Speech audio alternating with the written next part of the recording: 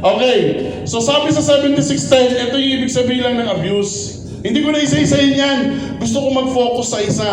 Na halos lahat tayo nakakalimutan natin. Na ito yung pinaka-importante sa lahat. Itong part na to. Ang dami hindi nakakaintindi dito. Pag sinabi mo 7610, physical, emotional, mas mahalaga ito. Mas malalim na usapin pag sinira mo ang moral well-being ng bata. So dito ako magpo-focus. Next slide. So ano nga ba ang moral well-being pag pinag-uusapan natin? Nasa 7610 yun ha. Pero dyan ako magpo-focus kasi marami ang hindi nakakaintindi dito. Sige, next slide. Okay. Sa RA 7610 binanggit ang moral well-being. So yan yung meaning niya. Pero ito ang pinakamasarap tignan. Ang sinisira mo pag moral well-being ha, dignity, character, and ethical development. Biro mong tatay ka, meron kang 3, 4, 5 years old na anak, utusan mong bumili ng sigarilyo. Alam niyo, may nangyayari yun, di ba? Nak, bili ka ng sigarilyo na, tapos pag nakabili ko, guling-guling ng anak ko. Tapos nung lumaki ng konti, 6 years old, sabi, Nak, sindihan mo na ha. Ang galing ng anak ko ha. Tapos nung natutong na ni Garilyo, nagalit ka. Eh, ikaw ang nag-introduce. Saan pumapasok yun? Di ba? Pagdating dito sa development, ethical development. Then, tsaka siya papasok sa character. Di ba? Tapos inuman. Nakaliga. O, pakita mo sa kanila, inom. Ang galing ah! My God, anong klase tatay ka? Yun yung mga moral well-being. At nangyayari yun, alam niyo yan, for a fact, tama ba? Di ba? Tapos tuwa pa. Di ba? Na-damage mo na yung dignity, character, at yung ethical development ng bata. Next slide, sir. So, components of moral well-being, moral identity, the child's sense of being a good person. Lagi kayong nag-aaway, nagmumurahan sa bahay. Tapos nung pinatawag ka sa school, may inaway yung bata, nagalit ka pa sa teacher. Eh sa inyo nga, hindi na-develop yung pagiging mabuti ng bata eh. Yun yung moral identity. Nasa loob ng bahay, dapat natututunan ng bata ito. Kung paano ba maging isang mabuting tao. Tapos nagtaka ka, nung lumaki ang anak mo na member ng fraternity. Tapos sasabihin mo, saan ka ba nagmana? Without you knowing it, sa loob ng bahay, hindi na-develop sa kanya pagiging mabuting tao. Okay, next. Empathy and compassion, the ability to understand and care about others' feelings.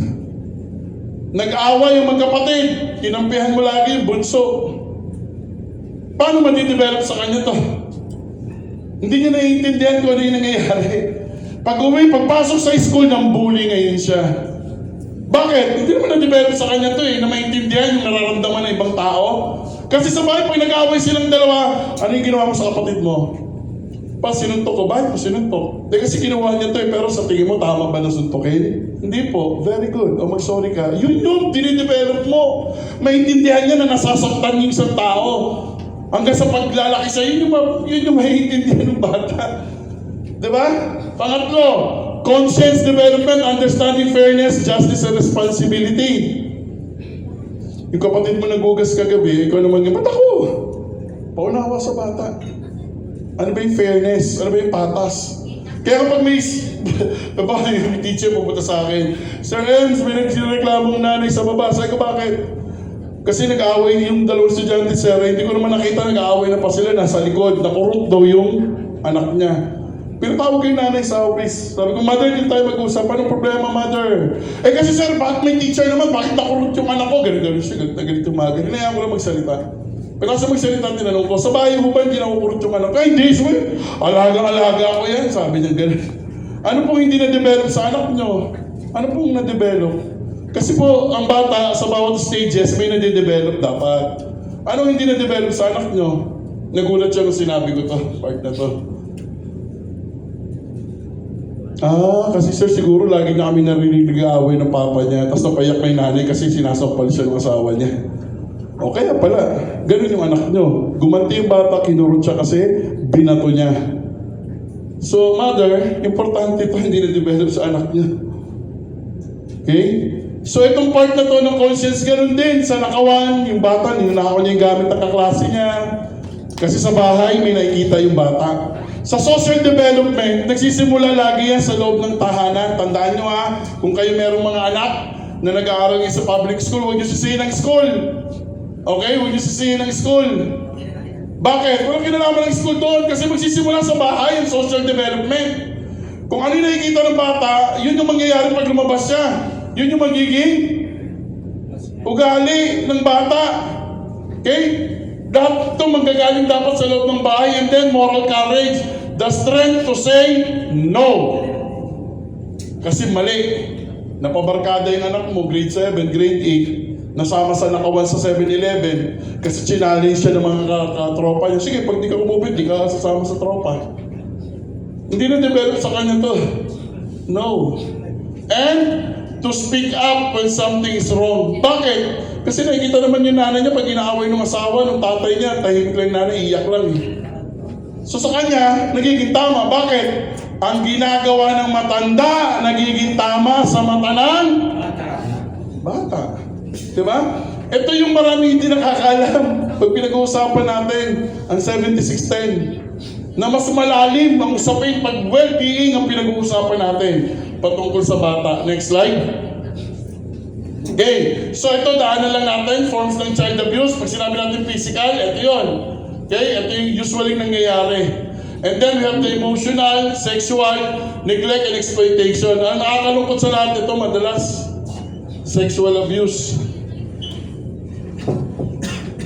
Alam niyo, bilang isang guidance counselor, ang dami ko ng case ng ganyan.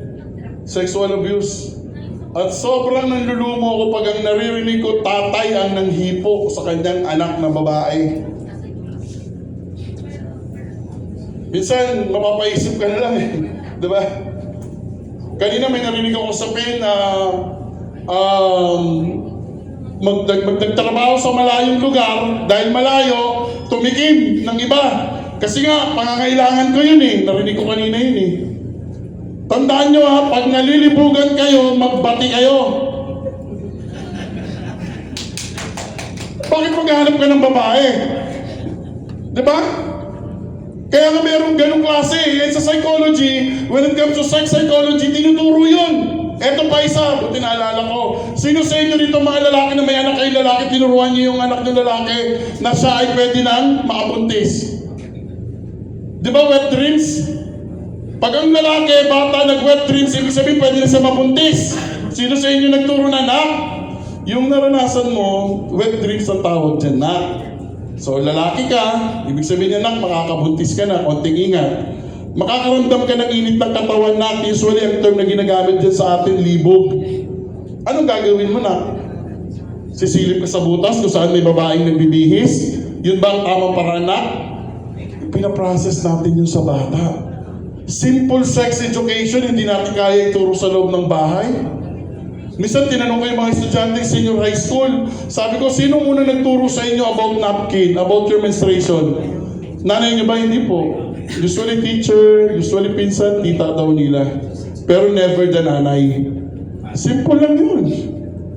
Diba? Simple lang yun, hindi natin ginagawa sa bahay. Nakakahiya, tabu. Kasi nga isa yun sa stigma sa atin sa Pilipinas. Diba kaya magtataka tayo, bababa ng teenage pregnancy natin? Eh tayo mga magulang, di natin tinuturuan yung anak natin eh. Diba? Anak mo, senior high school na, tinuruan mo ba kung paano gumamit ng kondom? Anak, normal yan. Sige, ganito. Dahil may girlfriend ka, hindi ko naman pwedeng pigilan yan. Dala yan ng paglaki mo sa teenager, talaga nagmamahal ka na. Pero nak, alam mo ba na may kondom? Natawa nga ako sa mga estudyante, tinanong ko na, sino nito may kondom? May nagtaas eh. Very good. Tanto ako. Bakit ka may kondom? Sabi ni Papa, ilagay sa wallet, pampaswerte. Sinabi talaga ni Papa mo, opo. Pampaswerte daw po, si Papa nagbigay. Diba? Yun lang, medyo may problema na tayo eh. Diba? Simple lang yun. Lahat yun may kinalaman dito. Kung bakit nagkakaroon tayo ng mga ganyang issue. Kasi tayo mismo, hindi tayo mulat. Tabo, pag-usapan. Bastos, pag-usapan. Kaya nga sabi ko, bakit ang mata, bibig, ilong, kamay, pwede natin sabihin, pero pag sinabi natin titi at kiki, hindi pwede, nagtatawanan. Minsan inimitahan ako sa isang private school, sir, magturo ka nga ng sex education. Kasi bawal kasi, pero pumayag po yung namin na mag-discuss. Ang participants ko, mga college student.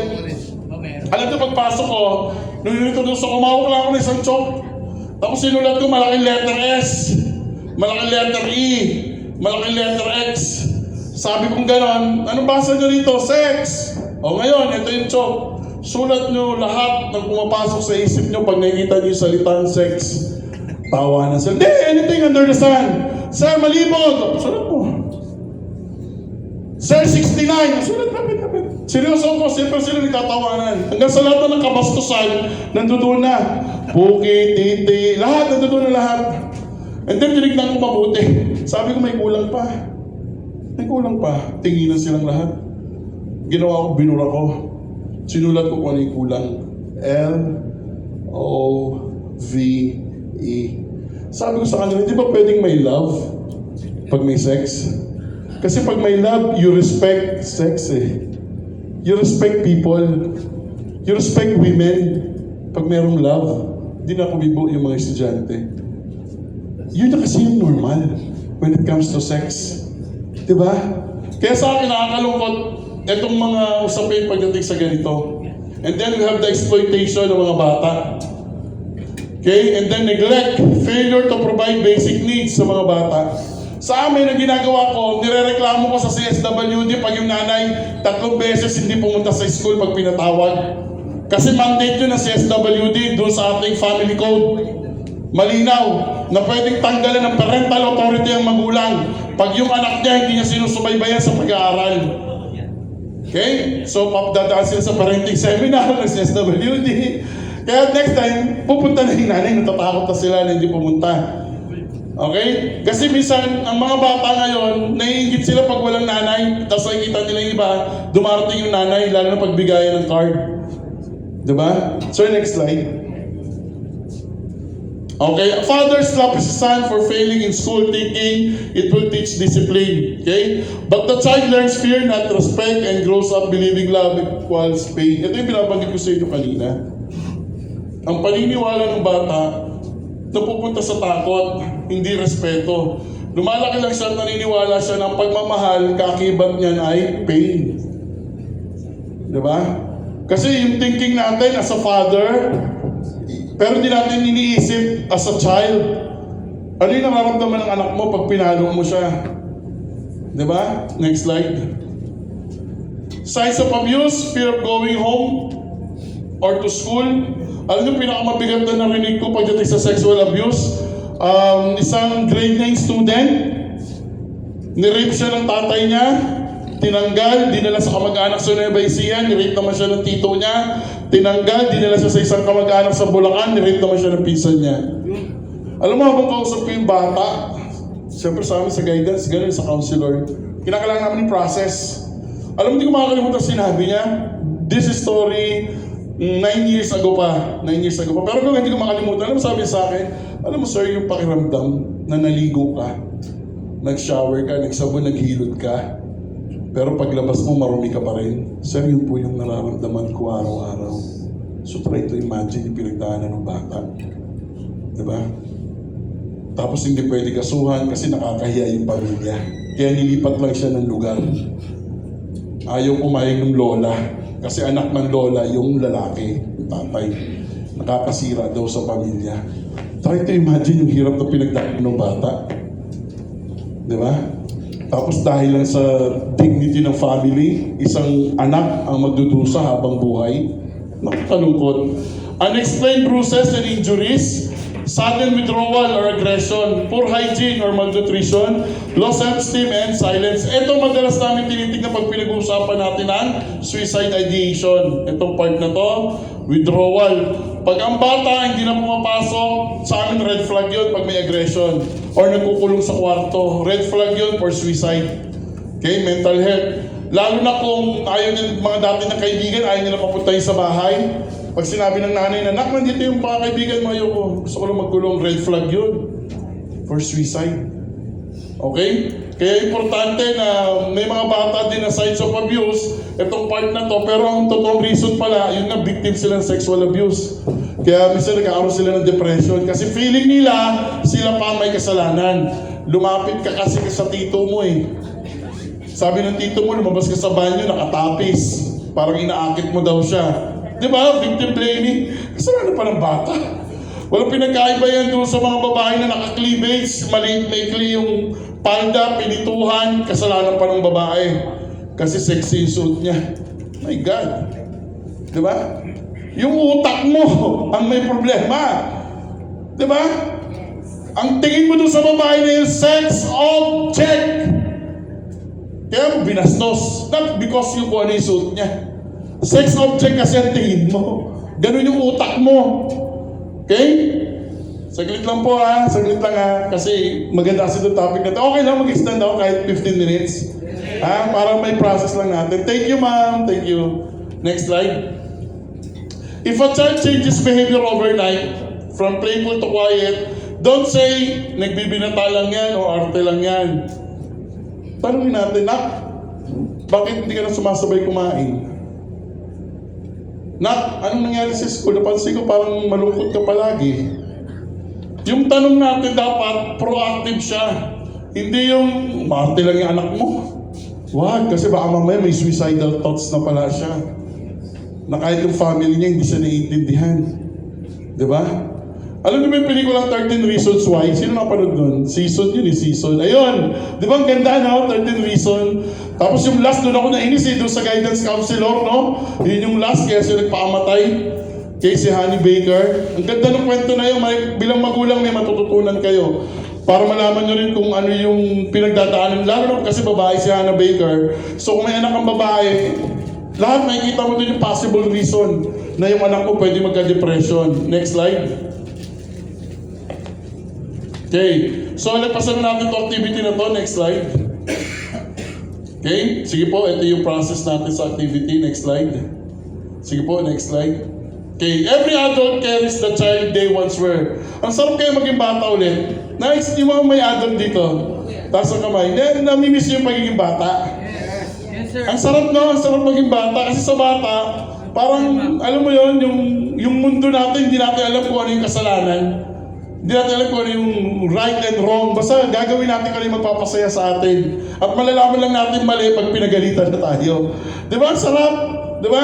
Alam niyo, meron isang scientist na nagsabi, kasi naglabas ng, hindi ko alam kung nabasa niyo yung nilabas ng DOST, na marami daw mga Pilipino ang hindi na parang hindi ginagrab yung opportunity ng scholar ng DOST. Sabi ng isang scientist, kayong mga Pilipino, mahina kayo mag-produce ng mga scientist. Totoo yun, sinabi naman ng DOST yun eh. Sabi niya, alam niyo ba nung pinag-aralan ko yung culture niyo, nalaman ko yung reason why. Bakit ang hina niyo mag-produce ng scientist? Sabi niya, biro mo, yung bata maglalaro ng itlog, pagagalitan mo, kasi baka mabasag yung itlog. Sabi niya. Magkano ang itlog sa Pilipinas? Sabi niya, nagtanong ako, 10 pesos. Hindi niyo man lang naisip na pag nabasag ng bata yung itlog, may bagong discovery yung bata. Nasa itlog pala, may dalawang kulay. Yung isa na-identify niya yellow, pero yung isa di niya alam, di naman white, pero anong kulay ito? Observation, sabi niya. Discovery. Ito yung hindi nyo ginagawa. Tumungtong lang sa lamesa, malaglag ka nang mahulog ka. Hindi nyo nakikita yung discovery ng bata na pag umakyat siya, nagtataka siya, bakit parang taas niya? Bakit parang ang lalim na ng baba? Discovery yun. Pero pinagbabawalan natin ang bata. Pag naglaro sa labas, madudumihan ka, bumalik ka rito. Sige, bumalik ka, madudumihan ka. Walang discovery sa putik, manipulation, wala. Pag kumakain mag-isa, ayaw natin payagan kasi magkakalat. Sabi ng scientist, hindi nyo nakikita na habang gumagano yung bata, nagtataka siya. Doon sa hawak niya na may lamang pagkain, tapos may laman pa rin sa plato. Na pag nalaglag yung magtataka yung bata, ba't nalaglag? Pero ang thinking natin bilang magulang, mali yung ginagawa ng bata. Sabi ng scientist, walang discovery. Ganun kayong mga Filipino. Kaya mahina kayo mag-produce ng scientist. Hindi nyo inaalaw yung mga bata na magkamali. Gusto nyo lagi perfect ang inyong mga anak. What? Hayaan nyo sila magkamali. Kasi sa pagkakamali, doon sila matututo. Tignan nyo yung discovery part. Sabi niya gano'n, ma-amaze kayo sa anak nyo. Ako meron ako 3 years old ngayon eh. Sobrang kulit. Pag umakyat siya doon sa kama, may bedboard. Akyat siya doon. Tapos, I'm too high. Gaganon siya. Hello, I'm too high. Tuwa ako habang pinagmamasdan ko siya. Maya-maya sisigaw yung mama niya. Malaglag ka dyan! Ikaw talaga bata ka. Malaglag siya. Sabi ko, saglit. May nangyayaring discovery dito. Isa ka pa. Gaganon siya. Pero yung mga ganong idea, sarap tignan sa bata yung ganong klaseng discovery. Next slide, sir. Okay? Healing begins when we understand how it felt to be a small and unheard. Sabi dito sa part na to, unawain lang natin kung ano yung nararamdaman ng bata. Para maramdaman din natin nung bata tayo. Kaya wag yung part lang natin bilang tatay na nagdidisiplina. Next slide. Sige, next slide na natin. Okay? So, sinasabi lang dito yung lifelong impact ng isang batang abuse. Psychological, nade-develop sa kanya anxiety, depression, trauma, suicidal thoughts. Lalo na kung pala palagi pinapagalitan. Okay? Sa social naman, difficult trusting others. Fear of intimacy. Okay? And then sa behavioral, substance abuse, aggression, or repeating the abuse cycle. Naalala niyo ba nung bata kayo, hindi ko lang kung meron dito sa inyo, but I do believe meron. Nangarap kayo na sana ang nanay niyo na lang yung nanay ng kaibigan niyo. Di ba? Ayun na meron. Di ba? Ito yun itong part na to. Okay? Na parang takot na tayo, mas gusto natin, mas naiintindihan tayo ng nanay ng kaibigan natin. Di ba? Okay, next slide. So, sige sir, next slide na natin para mabilis tayo. Without awareness, pain is past, not healed. Kaya kayo mga nagtaas ng kamay kanina, I do believe past yun naipasa sa inyo. Kaya mas gusto niyo ipasa rin sa anak nyo. Okay? Pag alam niyo naman for a fact na magiging cycle lang yun. So, ibig sabihin, walang healing na nangyari. Hindi naman talaga tumino yung anak mo. Tumino siya dahil takot siya sa'yo. Okay? At the back of your mind, hirap na hirap siya na parang respetuhin ka. Pero dahil ikaw yung tatay, respetuhin ka niya. Pero pag mag-isa niya, sir. Yung sa pagpalo-pulong sa anak. Lumaki po akong pag nagkakamali, pinapalo. Pero lumaki po akong may respeto sa tatay ko. Yung mga ano ko po, sa tingin ko may respeto rin sa akin. Pero kasi pinalo po sila. Mali, yung sa video po kasi kulang eh. Pinalo, yung nanay walang sinasabi. May proper venue. At saka dapat habang pinapalo, may sinasabi, pinaliliwanag kung bakit pinalo. Sabi nga ni Balagtas pag-ibig anaki aking nakilala, dapat palakihin ang bata sa saya. Kapag namihasa, darating ang araw, walang hihinding ligaya. Kasi sa Bible nga po, diba? Tayo na pa child, in the way you should go. When he grows up, will not depart from kasi sa akin po, based on experience, pinapalo, pero pag pinapalo po ako ng tatay ko, hindi po yung gulpi, kinakausap. Alam mo ba kung bakit ka nakataob? Hindi po yung pinalo lang. Yung sa picture po kanina, pinapalo na walang pakundangan, that is abuse. Pero yung ginawa mo, di ka, umili ka dito. Pag uwi mo, kakausapin ka, kumaob ka dyan. Alam mo ba kung bakit ka pinapalo? Ito yan. Hindi mo sasabihin, papaluin kita kasi mahal kita. Hindi po ganun. Hindi ganun pag proper na pag-a-address doon sa ginawa mong punishment. So, naniniwala ka na pag pinapalo ang bata, mahal ng magulang? Hindi po. Hindi yung pagpalo. Hindi po yung pagpalo ang pagmamahal. Yung pagtutuwid po sa pagkakamali niya, yun doon po yung pagmamahal. So, naniniwala ka na pag nagkamali ang bata, dapat ituwid ng pamamalo? Tama? Yun yun? May mga instances po na ganun. Kasi, may mga pagkakamali po ako, mga 1, 2, 3, hanggang 4 na beses sinasabihan lang po ako. Pero hindi ko, may mga times na, ang daming beses na, hindi ko pa rin ginagawa. Through pagsasalita. Tsaka po, pumapasok yung ako ganun din po mga anak ko. Dapat, huwag kayong, sa gabi, kailangan uuwi na kayo, ganitong oras uuwi na kayo. 1, 2, 3, 5, 6, pag 7, hindi ka pa rin sumusunod, doon na po pumapasok yung pagdidisiplina. Okay. Ilagay natin sa tamang context para maintindihan kita. Tanongin ulit kita.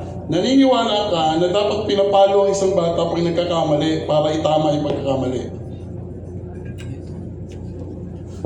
Para po ipahatid sa kanya yung pagkakamali niya, ipaalam. Ipaalam, hindi itama? Ipaalam po. Di ba dapat itama? Ilagay natin sa tamang context. Yun ang punto. Yun yung punto, di ba? So ulitin ko, pumapayag ka, okay sa'yo, na paluin ng isang bata para malaman niya na siya ay nagkamali. Okay. Tanong, pag ikaw nagkamali, sinaktan ka ng anak mo para ituwid yung pagkakamali mo, okay sa'yo? Gagawin mo yun? Sigurado ka? Sa mundo po natin hindi lang po mangyayari papaluin ako ng anak ko eh. Meron po siyang maaaring gawin na parang ituwid po yung magkakamagama, nagbababae po ako. Di ba po? Pwede po sila umalis. Iwanan ako, kumbinsihin yung nanay niya na parang marami pong yun nga po, yung gano'n, hindi pinalo. Pero nag-i-inflict pa rin po ng sakit yun sa tao eh. Okay. So yung context na tinanong ko sa'yo, not to challenge your idea, but to challenge your understanding of discipline. Yung binalik kong tanong sa'yo, is to challenge your understanding of discipline. Yun yung discipline mo, okay yun. Kung sa tingin mong nag-work yun, okay yun. Pero sa broad idea ng discipline, pag sinabi nating love begets love, pain begets pain. Diba? So, yun yung concept ng discipline. Kaya kung sa tingin mo workable yun, okay yun. Hindi ko i-challenge yun. Ang i-challenge ko, your understanding of discipline. Pag kinokorek natin ang isang bata, na gusto nating itama yung kanyang pagkakamali by using pananakit. Diba? Yung understanding ngayon, okay yun. Ano mo yun eh, parang nakalakyan mo, sabi mo nga kanina, yun yung nangyayari, diba? Sa amin sa move, yun yung gusto namin i-challenge. Yun gusto namin i-challenge, literally. Yun yung patriarchal belief. Kasi minana mo eh. Diba? At sabi mo naman, epektibo para sa'yo. Naman yung binanggit mo, diba? Okay yun. Pero gusto namin i-challenge yun. Na hindi sa lahat effective yun. At kahit sabihin mo sa akin na okay sa mga anak mo, behind their back, pwede.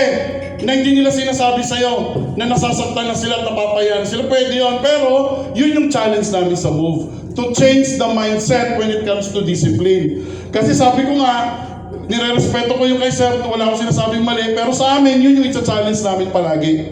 Yun yung ipoprove namin na mali, hindi tama yun. Yun ang parating paninindigan namin. Regardless na kayo ay maging against o hindi, titindig kami kung saan yung bata dapat iniintindi at hindi sinasaktan just because nagkamali siya. Titindigan namin palagi yun. Ganon kami sa move.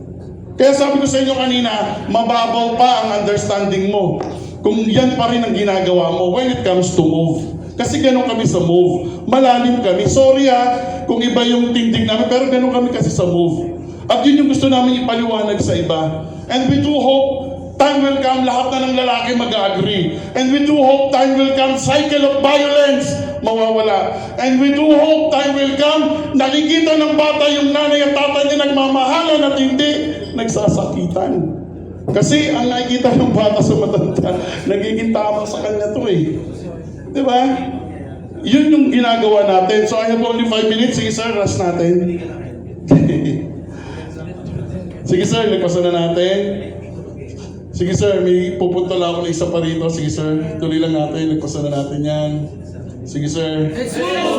Wow. So pakabalik mo nga sir. Parang iba nagulat lang, natutulog eh. Ay, so!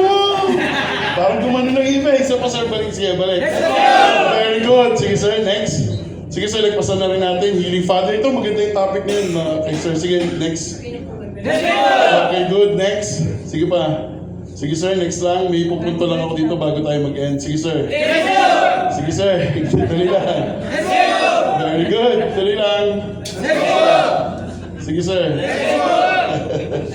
Sige sir, may pupunta lang sa bandang last slide. Sige sir. Okay. Sige sir. Yan. Gusto ko lang tutukan to ng konti. Kilala nyo? Kilala nyo to? Yung pinatay nila, yung isang college student na babae, 36, saksak ba o 38? Itong dalawa, isang 17 years old, isang 15 years old, at nagkaroon ng declaration na ibaba ang batas, okay, ng Juvenile Act from 15 to 10 years old. Nabalitaan niyo, pumutok itong balita na to, di ba? Alam niyo, nagulat ako. Nagulat talaga ako na nagkaroon tayo ng ganung pronouncement. I'm speaking as a psychologist here, as a registered guidance counselor. Ito ay 17 years old, ito ay 15 years old. Ni-research ko tong side na to ng 15 years old. Wala palang nanay at tatay to, lumaki to sa barkada. So yung pinag-uusapan natin kanina, social development, hindi na ituro dito sa bata. Ang nagturo itong tropa, mga barkada kung saan siya lumaki. So sa bawat antas ng bata na lumalaki, may natututunan dapat sila. Kaya sabi ko, ibababa natin sa 10 years old. Paano pag nakapatay ang 10 years old, ibababa natin sa 8? Ibababa natin sa 5 years old? Kasi sa US may 9 years old na pinatay niya yung kapatid niya, tinakpan niya ng unan. Binababa nila yung edad? Hindi naman. Kasi naiintindihan nila yung social development ng bata. Kaya hindi ako agree na just because may nagawang isang 15 years old na pagpatay, ibaba yung age liability. Hindi. Sa psychology, meron tayong development. Yung explain ko sa inyo kanina na dapat natututunan ng mga bata. Kita nyo, bakit hirap kami sa education system pag ang bata tumungtong na ng high school at hindi nakakabasa? Bakit ang hirap namin turuan? Bakit? Kasi sa process ng brain, between 2 to 8 years old, masarap turuan yung bata. Bakit? Yung image, alam niya yung image, letter A. Ang dali kasi doon sumasabay yung development. Pag lumagpas na ng 8 years old, ang hirap ng turuan yung bata. Pabasahin, hindi niya na naiintindihan yun. Hindi niya na ma-identify kasi ibang development na ang nagpa-process sa kanya. Kaya sa amin, pag umabot ng grade 10, hindi pa rin makabasa, nagkaroon ng problema doon sa age niya ng development na hanggang 8 years old dapat maturuan yung bata mag-identify ng letters, identify ng numbers, combine the numbers, anong tawag natin dyan, combine the letters, anong word yan? Yun yung gap. Na pag hindi na-develop, kawawa yung bata. Ganun din sa kanila. Hindi sila ang may kasalanan. It takes a village to raise a child. Ano ibig sabihin nun? May ginagawang pamilya. Paglabas ng bata na meron sa community, away, gulo, nakawan. Hindi ganun. Pag sinabi natin it takes a village to raise a child, gumagawa ng tamang pamilya. Paglabas ng bata, maayos ang lipunan. Pagpasok sa school, augmentation, tuturo ang mga guro ng tamang kaugalian. Pero hindi yun ang usually nangyayari. Okay? Kaya ito ang problema natin yun. Wala tayong program para hindi siya dito mapasama. Hindi kasalanan ng bata na 15 years old siya. Hindi ko sinajustify na tama yung ginawa niya. Mali yun, krimen yun. Ang sinasabi ko, huwag naman natin pagpasiyan yung edad. Just because 15 years old. My God, ganun ba kababa ang thinking natin? Hindi natin naiintindihan na may development tayong pinag-uusapan? Di ba? Next slide. Okay, 10 years old are children, not criminals. Next slide. So ito yung sinabi ko, it takes a village to raise a child. Kami sa MOVE yan, nagiging bahagi kami ng village. We advocate child rights. Kaya kung sa bahay, pinapalo yung bata, pagdating sa school, kailangan makausap namin yung bata. Kasi ako marami na ako nakausap na bata na sobrang galit sa tatay nila, pero pagkarap nila yung tatay, nanay nila, ang bait nila. And to end, itong topic ko ngayon, about sa bata, ito yung isa sa pinakamaganda ko na experience. Dumating sa office ko, nanay, galit na galit. Sir, ipatawag nyo nga itong bata na to. Grade 9. Grade 10 yung kaibigan, grade 9 yung anak niya. Ay, mother, grade 10 to Kaibigan ng anak ko yan, hindi mo yung anak ko, malamang dyan natulog. Ipatawag mo, sir. Ganun yung nanay. Sabi ko, mother, pumuna po kayo. Tapos tinawag ko yung staff ko. Tawagin mo nga ito kung saan room, paalam sa teacher. Dumating yung bata. Nakita yung nanay, natakot, di pumasok sa office. So ako yung lumabas. Sabi ko, anong problema? Ay, magagalit po yan. Hinahanap niya yung anak niya na si ganito. Kilala mo ba? Po. Nasaan siya? Sir, huwag kayo maingay ha. Nasaan siya? Sir, nasa Market Park. Yan. Sa Market Park, parang isang people's park sa amin sa Olongapo. So sabi ko sa nanay, alam ko na kung nasaan, wait lang, tawag ko ng barangay, kasama yung vowsy namin, susunduin namin yung anak niyo, buwisit talaga yan, sabi ko yung ate, sasabunutan ko yan, tignan, buwisit yan, O, saglit lang po pag-ikot ko doon sa Market Park, kita ko agad, kasi uniform. So sabi ko sa bata, kilala mo ako? Opo. Ano pangalan ko? Sir Ems po. O, si Sir Ems to, kasama ko sa vowsy, okay lang, lalapit kami sa'yo. Opo. O, doon yung mama mo sa school, gano'n agad yung bata, ramdam agad yung takot. O, kasama ka namin, kasama natin si Bausi. Huwag kang mag-alala, walang mangyari. Sir, may tiwala kay Sir Ems? Opo. O, tara, sakay tayo sa patrol van. Pagdating namin sa school, ay, yung mura nung nanay. Inawat na lang nung namin, yung isang teacher, susugudin niya talaga. Tapos yung ate, sasabunutan. So pagpasok ng bata, pinupo ko yung bata dito sa side ko, dito yung magulang, mura yung magulang. Tapos yung ate, sasabunutan ko yung makons! Ikaw, punyeta ka, ganun. Hindi ako nagsasalita. Pagkatapos nilang magsalita, sabi ko, Nay, nalulungkot ako. Sabi, bakit sir? Biro mo yung anak mo magdamag hindi umuwi, hindi mo man lang kinamusta. Na-rape ba yan? Kumain na ba yan? Hindi na sila kumibo. Ngayon, Nay, alam ko na yung dahilan bakit ayaw umuwi ng anak niyo. Now I know. Sabi ko sa kanya. And then, hindi yung Bausi, tinawagan agad yung CSWD, tinanggalan ng parental authority yung parent, dadaan mo na sila sa intervention. Then, kinuha ng CSWD yung bata. So, importante sa aming mga move advocates ng child rights na maintindihan muna namin yung bata. Kaya ang term na ginagamit ko doon sa aking free webinar, sabi ko sa pagdating sa ganito sa mga bata, ginamit ko yung term na connect before you correct. Not the other way around. Na papanuhin mo muna at saka mo sasabihin, oh, kaya kita pinalo kasi ito yung maling ginawa mo. Mali. Connect ka muna sa bata bago mo siya i-correct. Yun yung side. Okay? Kaya sa amin, pasensya na kayo, pero yan talagang stand namin pagdating sa child rights. Lagi kami titindig sa tabi ng bata regardless kung tama siya o mali. Proving the child right or wrong is another process. Ang kinakailangan ng bata that time, meron munang maniwala sa kanya. Meron munang magtiwala sa kanya. Pakinggan muna siya. Sabihin muna, alamin muna, bago tayo magsalita. And with that, magandang tanghali po sa inyo lahat. See you this afternoon.